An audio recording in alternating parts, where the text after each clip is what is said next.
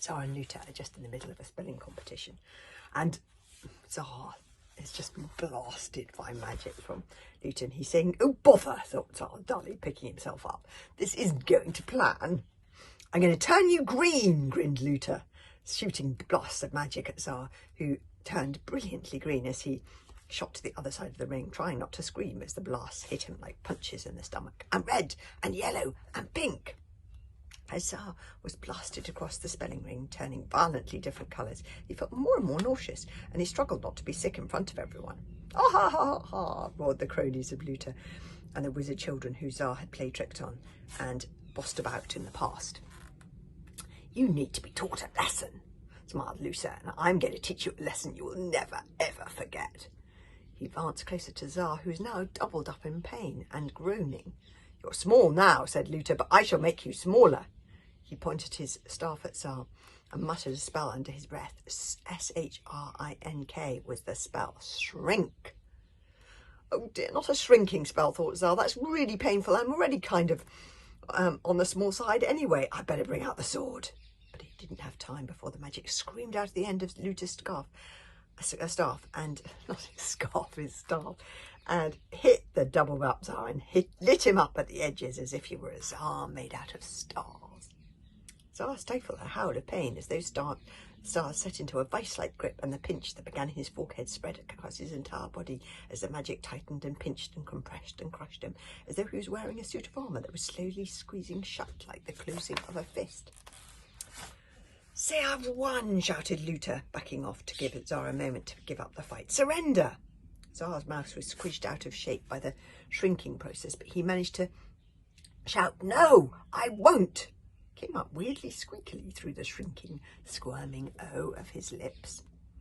This time, Tsar did let out a yell as the spell hit him in a trembling shriek of pinches and pressure, shrinking his bones down a size smaller than they were. Bother, this wasn't giving him time to draw the beastly sword. "Do you give up?" said Luta. "Of course not," yelled Tsar. "Now you have really annoyed me, Luta." Luckily, this made Luta stop doing magic for a second because he was laughing so hard he nearly dropped his staff. "Oh, I really annoyed you, have I? I'm so scared, I'm so scared." So while Luta was busy laughing, Tsar was able to draw the sword in the nick of time. But if his hands had gone any smaller, he wouldn't have been able to hold it.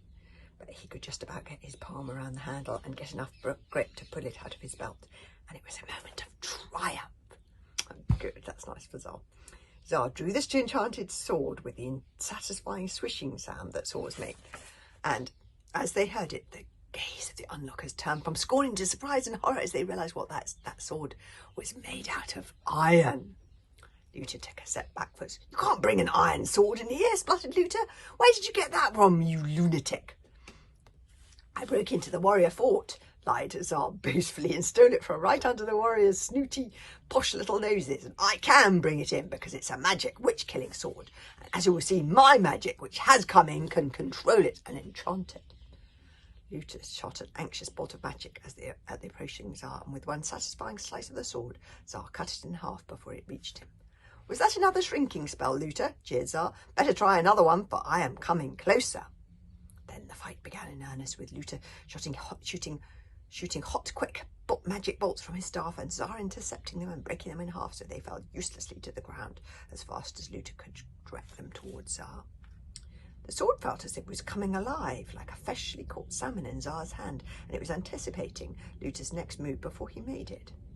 Tsar wasn't as light as Witch, so it wasn't quite as clear that it was the sword doing the fighting, rather than Tsar himself. He just looked like he had suddenly and miraculously turned into the best sword fighter in the world.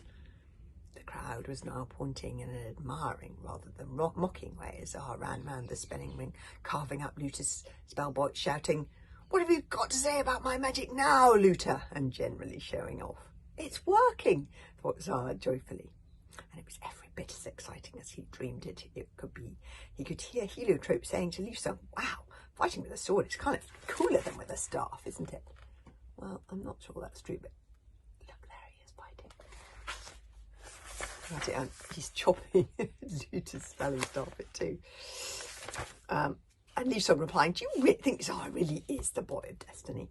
"I'm a star," thought Tsar exultantly. "Oh dear, I knew I was a star all along, and now everybody else will know it too. And then everything went wrong.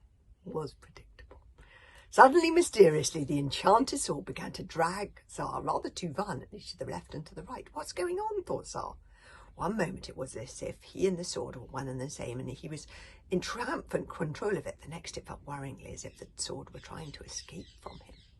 Tsar was having to hang on to the sword with both hands until, with a great plunging leap that pulled him 3 feet up in the air, the sword dragged itself out of his grasp and rocketed up through the dome circle of the magic surrounding them, which caused the entire circle to explode.